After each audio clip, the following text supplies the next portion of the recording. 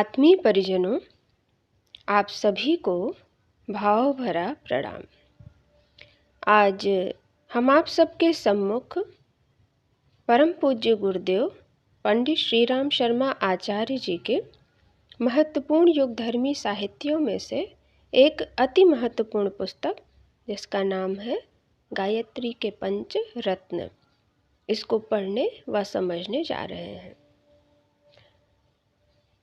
जैसा कि पिछले क्रम में हम लोगों ने गायत्री पंजर और गायत्री गीता के बारे में जाना, उसी क्रम को आगे बढ़ाते हुए आज हम लोग गायत्री स्मृति के बारे में पढ़ेंगे। गायत्री मंत्र हमारे साथ साथ। ओम भूर्भुवः स्वः तत्सवितुः वरेण्यं भर्गो देवस्य धीमहि धियो यो नः प्रचोदयात्। गायत्री के पंच रत्न। आइए इस क्रम को आगे बढ़ाते हुए गायत्री स्मृति के बारे में हम जानते व समझते हैं। गायत्री स्मृति भूभुवः स्वः त्रयो लोका व्याप्तम् ओम ब्रह्म तेषु हि स एव तथ्यतो ज्ञानी यस्तद्वेत्ति विचक्षणः। भूभुवः और स्वः ये तीनों लोक हैं। उन तीनों लोकों में ओम ब्रह्म व्याप्त है। जो बुद्धिमान उस ब्रह्म को जानता है वही वास्तव में ज्ञानी है। परमात्मा का वैदिक नाम ओम है। यह ओम तीनों ही लोकों में व्याप्त है। भू पृथ्वी, भुवः पाताल, स्वः स्वर्ग। भू पृथ्वी, भुवः पाताल, स्वः स्वर्ग, ये तीनों ही लोक परमात्मा से परिपूर्ण है। भू शरीर, भुवः संसार, स्वः आत्मा, यह तीनों ही परमात्मा के क्रीड़ा स्थल हैं। इन सभी स्थलों को निखिल ब्रह्मांड को भगवान का विराट रूप समझकर उस आध्यात्मिक उच्च भूमिका को प्राप्त करने का प्रयत्न करना चाहिए, जो गीता के 11वें अध्याय में भगवान ने अर्जुन को अपना विराट रूप दिखाकर प्राप्त कराई थी। परमात्मा को सर्वत्र सर्वव्यापक सर्वेश्वर सर्वात्मा देखने वाला मनुष्य माया, मोह, ममता, संकीर्णता, अनुदारता, कुविचार एवं कुकर्मों की अग्नि में झुलसने से बच जाता है और हर घड़ी परमात्मा के दर्शन करने से परमानंद सुख में निमग्न रहता है।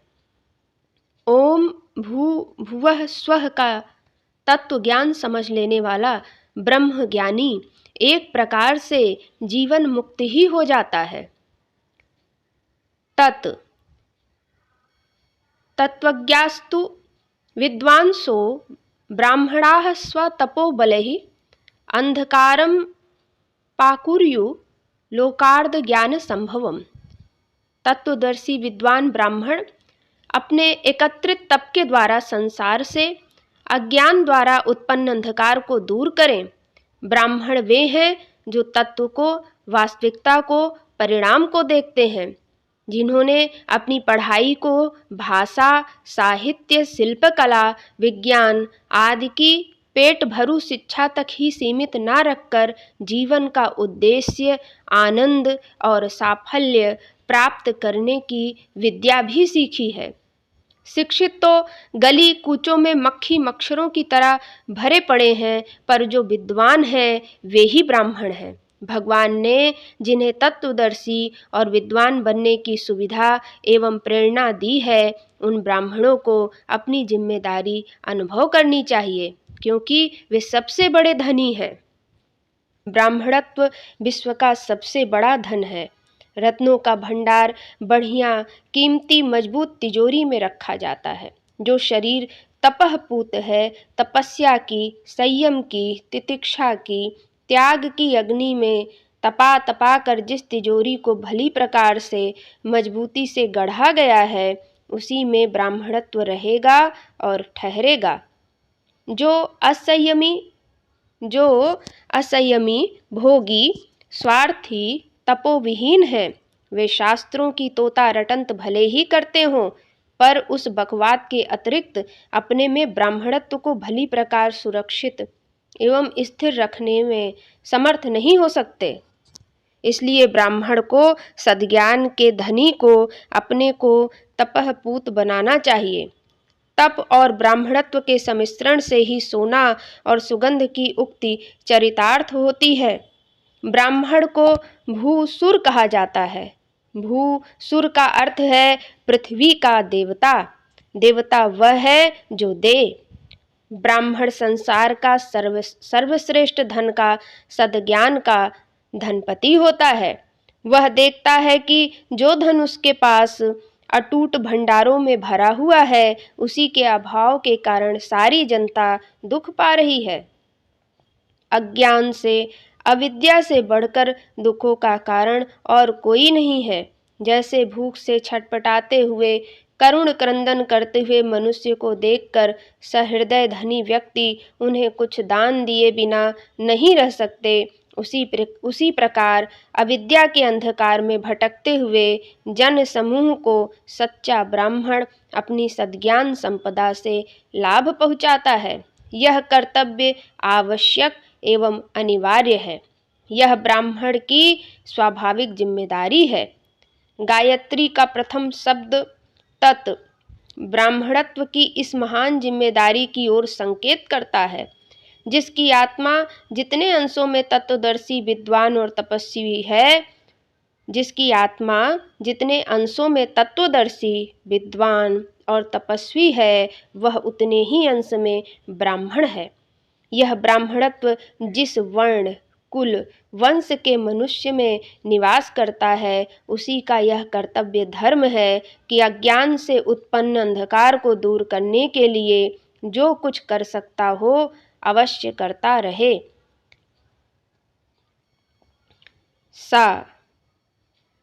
सत्तावन्तस्तथा शूराः क्षत्रिया लोकारक्षकाः अन्याय अशक्ति संभूतान् ध्वंसयेयुरित्वापदः।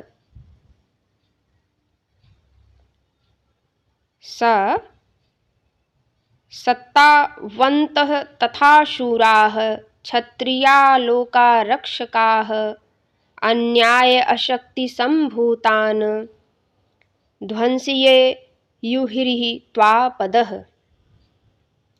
सत्तावान, वीर और संसार के रक्षक क्षत्रिय अन्याय और अशक्ति से उत्पन्न होने वाले आपत्तियों को नष्ट करें। जनबल, शरीर बल, बुद्धि बल, सत्ता, शक्ति, पद, शासन, गौरव, बड़प्पन, संगठन, तेज, पुरुषार्थ, चातुर्य, साधन, साहस, शौर्य, यह क्षत्रित्व के लक्षण हैं। जिसके पास इन वस्तुओं में से जितनी अधिक मात्रा है, वह उतने ही अंशों में उसका क्षत्रित्व बढ़ा हुआ है। जिसके पास इन वस्तुओं में से जितनी अधिक मात्रा है, उतने ही अंशों में उसका क्षत्रित्व बढ़ा हुआ है। देखा गया है कि यह क्षत्रित्व जब अनाधिकारियों के हाथ में पहुंच जाता है, तो इससे उन्हें अहंकार और मद बढ़ जाता है। अहंकार को बड़प्पन समझकर वे उसकी रक्षा के लिए अनेक प्रकार के अनावश्यक खर्च और आडंबर बढ़ाते हैं और उसकी पूर्ति के लिए अधिक धन की आवश्यकता पड़ती है। दूसरों को सताने में अपना पराक्रम समझते हैं। व्यसनों की अधिकता होती है और इंद्रिय लिप्सा में प्रवृत्ति बढ़ती है। ऐसी दशा में वह छत्रित्व उस व्यक्ति की आत्मा को ऊंचा उठाने और तेजस्वी महापुरुष बनाने की अपेक्षा अहंकारी, दंभी, अत्याचारी, व्यसनी और कदाचारी बना देता है। ऐसे दुरुपयोग से बचना ही उचित है। गायत्री का सा अक्षर कहता है कि हे सत्तावानों, तुम्हें सत्ता इसलिए दी गई है कि शोषितों और निर्बलों को हाथ कर ऊंचा उठाओ, उनकी सहायता करो और जो दुष्ट उन्हें निर्बल समझकर सताने का प्रयत्न करते हैं, उन्हें अपनी शक्ति से परास्त करो। बुराइयों से लड़ने और अच्छाइयों को बढ़ाने के लिए ही ईश्वर शक्ति देता है। उसका उपयोग इसी दिशा में होना चाहिए।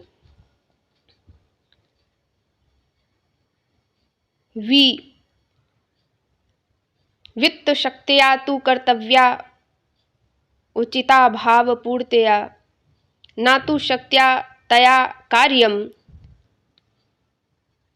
दौपद्यत्य प्रदर्शनम।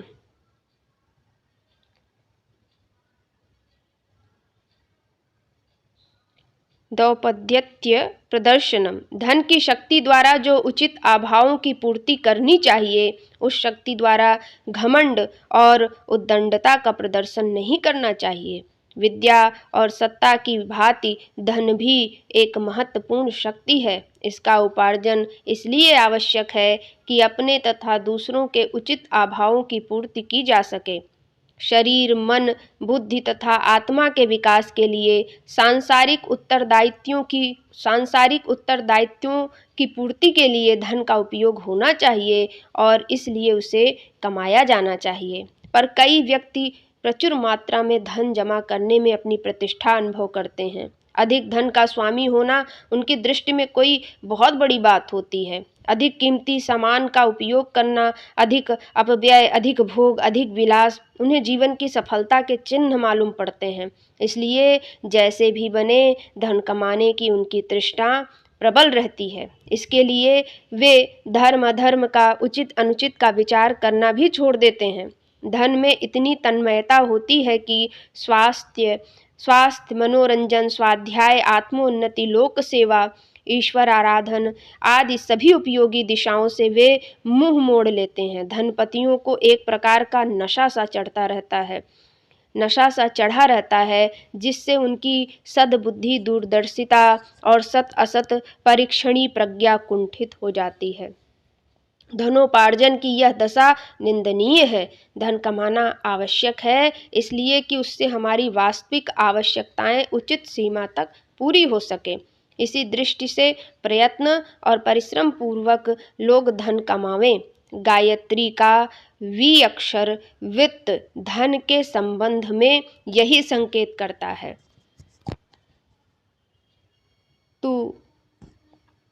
तुषाराणां प्रपाते अपि यत्नो धर्मे तु चात्मनः महिमा च प्रतिष्ठा च प्रोक्ता पारिश्रमस्य ही।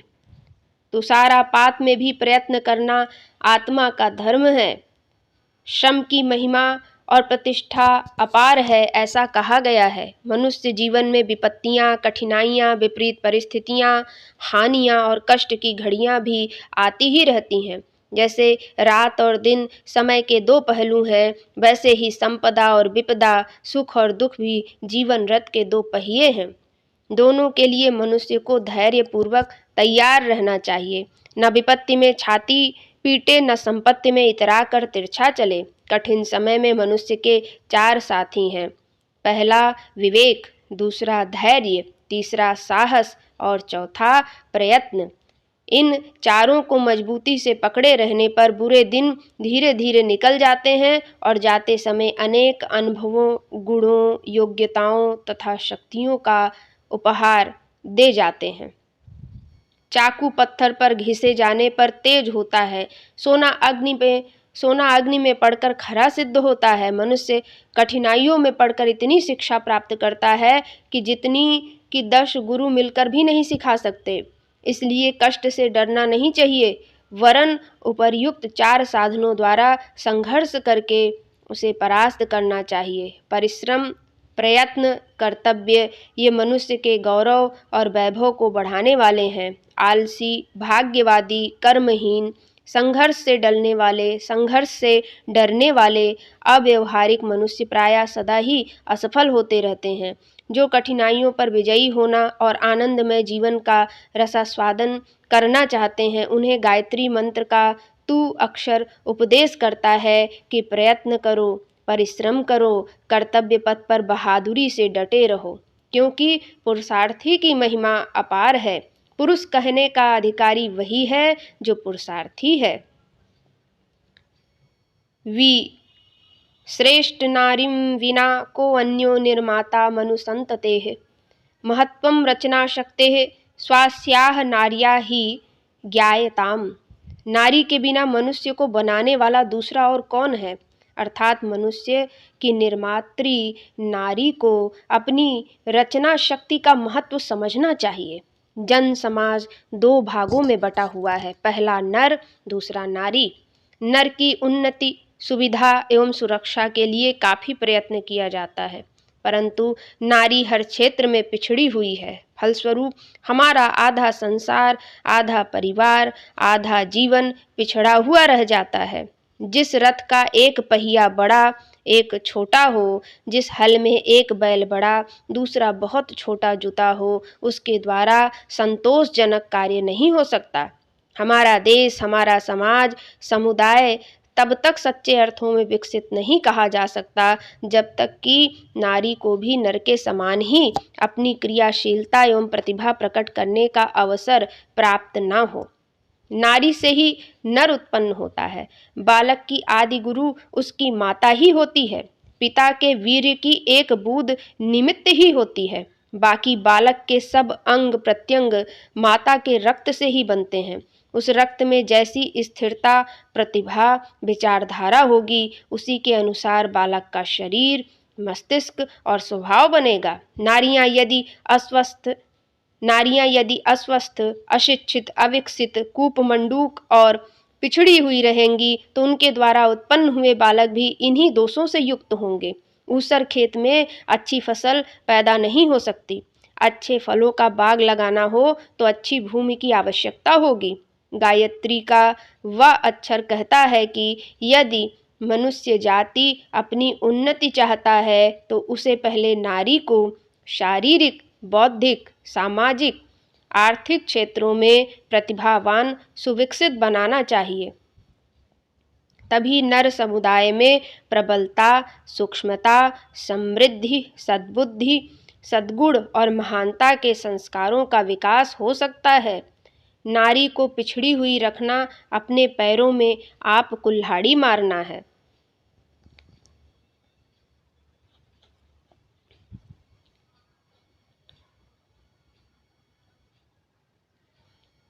गायत्री का वह अक्षर कहता है कि यदि मनुष्य जाति अपनी उन्नति चाहता है तो उसे पहले नारी को शारीरिक, बौद्धिक, सामाजिक, आर्थिक क्षेत्रों में प्रतिभावान, सुविकसित बनाना चाहिए। तभी नर समुदाय में प्रबलता, सूक्ष्मता, समृद्धि, सद्बुद्धि, सद्गुण और महानता के संस्कारों का विकास हो सकता है।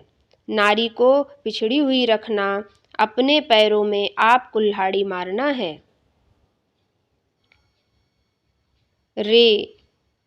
रेवेव निर्मला नारी पूजनीया सता सदा यतो हि लोके अस्मिन् साक्षात् लक्ष्मी मता बुद्धैः। सज्जन पुरुष को हमेशा नर्मदा नदी के समान निर्मल नारी की पूजा करनी चाहिए, क्योंकि विद्वानों ने उसी को इस संसार में साक्षात लक्ष्मी माना है। जैसे नर्मदा नदी का जल सदा निर्मल रहता है, उसी प्रकार ईश्वर ने नारी को निर्मल अंतःकरण दिया है। परिस्थिति दोष के कारण अथवा दुष्ट संगति से कभी कभी उसमें विकार पैदा हो जाते हैं, पर इन कारणों को बदल दिया जाए तो नारी हृदय पुनः अपनी शाश्वत निर्मलता पर लौट आता है।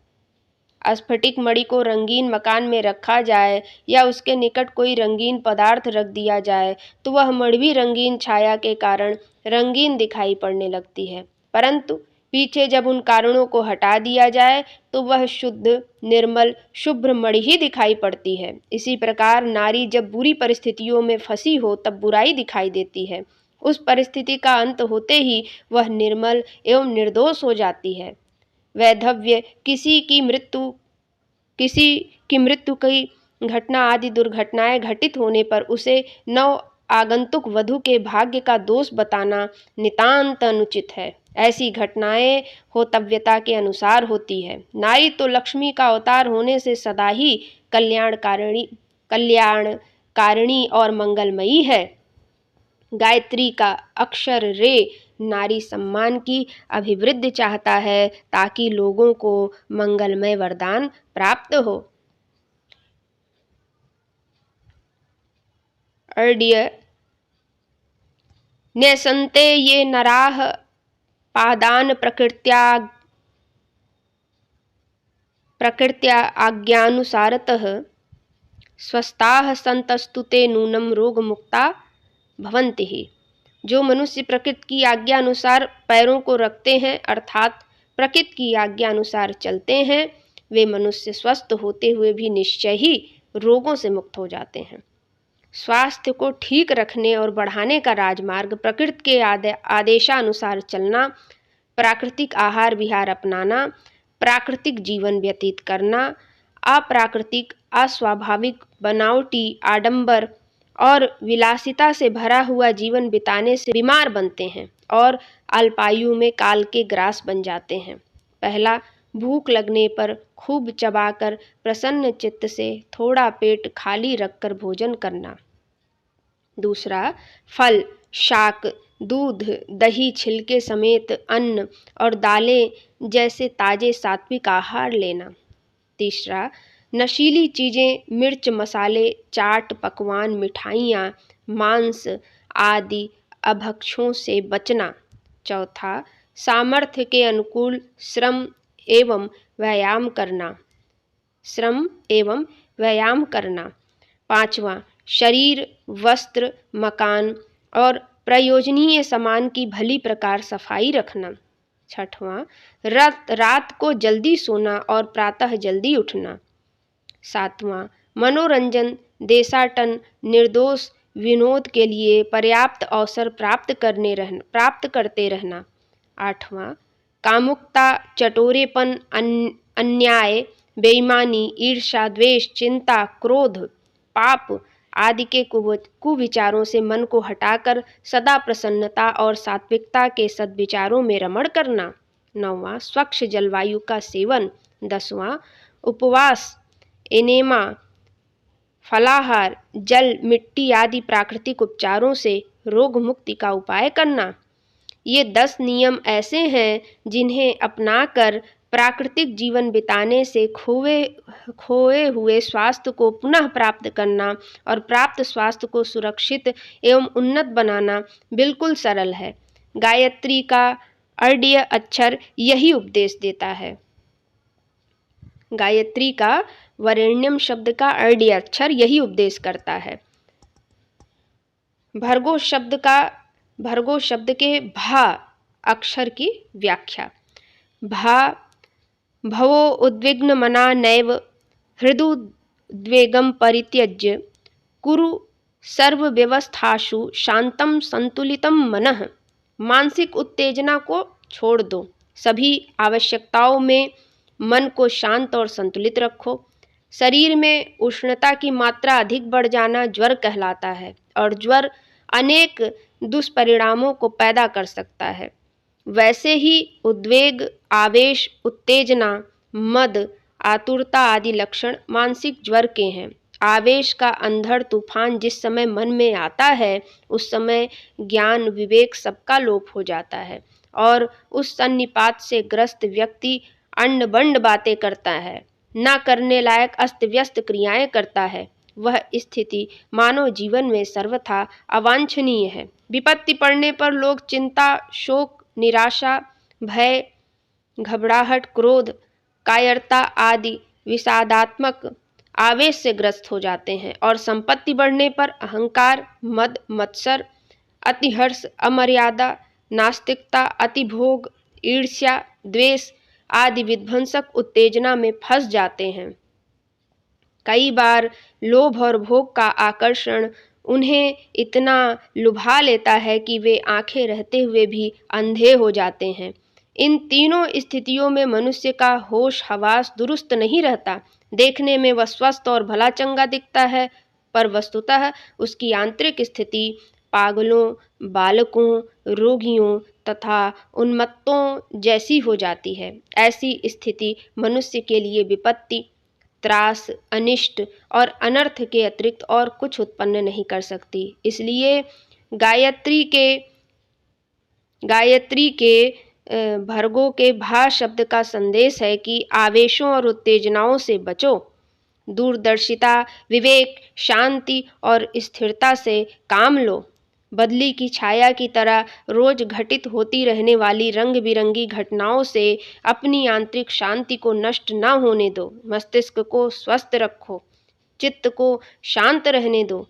आवेश की उत्तेजना से नहीं, विवेक और दूरदर्शिता के आधार पर अपनी विचारधारा और कार्यप्रणाली को चलाओ।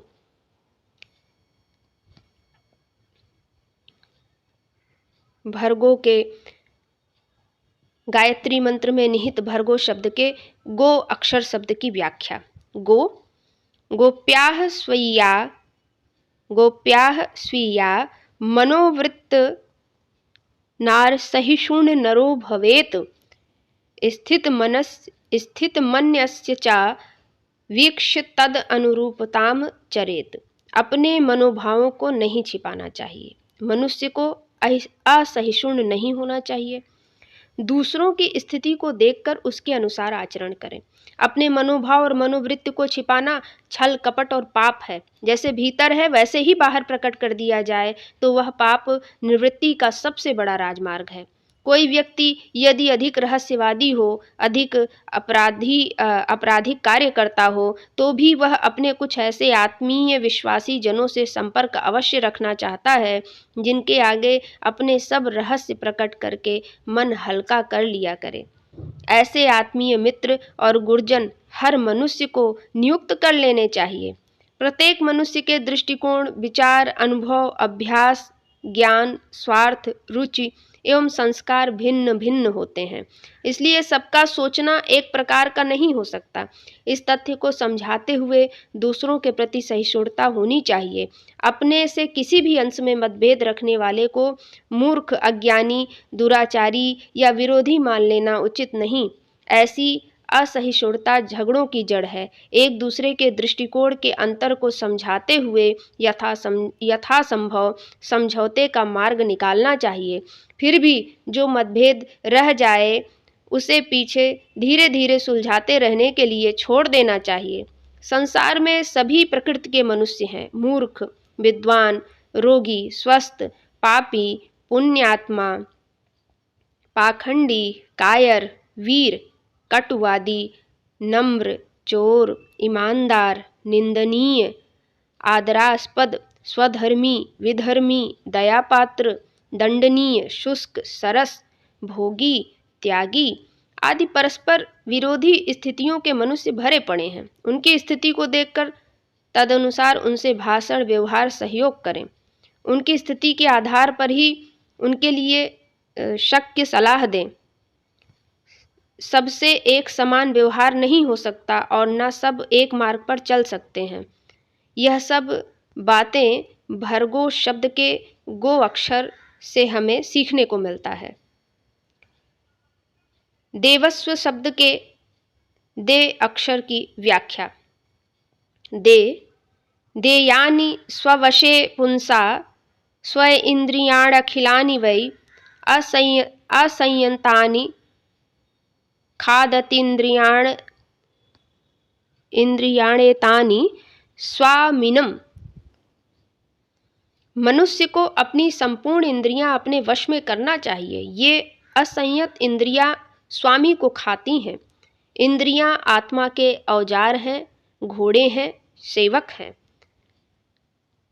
परमात्मा ने इन्हें इसलिए प्रदान किया है कि इनकी सहायता से आत्मा की आवश्यकता पूरी हो और सुख मिले। सभी इंद्रियां बड़ी उपयोगी हैं। सभी का काम जीव को उत्कर्ष एवं आनंद प्रदान करना है। यदि उसका सदुपयोग हो तो क्षण क्षण पर मानव जीवन का मधुर रस चखता हुआ प्राणी अपने भाग्य को सराहता रहेगा। अपने भाग्य को सराहता रहेगा। किसी इंद्रिय का भोग पाप नहीं है। सच तो यह है कि अंतःकरण को विविध क्षुधाओं को तृष्णाओं को तृप्त करने का इंद्रियां एक माध्यम है। जैसे पेट की भूख प्यास को न बुझाने से शरीर का संतुलन बिगड़ जाता है, वैसे सूक्ष्म शरीर की क्षुधाएं उचित रीति से तृप्त न की जाती रहें तो आंतरिक क्षेत्र का संतुलन बिगड़ जाता है और अनेक मानसिक रोग उठ खड़े होते हैं। इंद्रिय भोग की जगह जगह निंदा की जाती है और वासनाओं को दमन करने का उपदेश दिया जाता है। उसका वास्तविक तात्पर्य यह है कि अनियंत्रित इंद्रियां स्वाभाविक एवं आवश्यक मर्यादा का उल्लंघन करके इतनी स्वेच्छाचारी एवं चटोरी हो जाती हैं कि वे स्वास्थ्य और धर्म के लिए संकट उत्पन्न करके भी मनमानी करती हैं।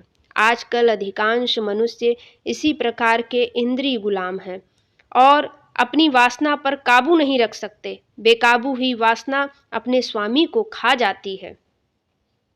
गायत्री मंत्र के देवस्य शब्द के दे अक्षर आत्मनियंत्रण का उपदेश देता है।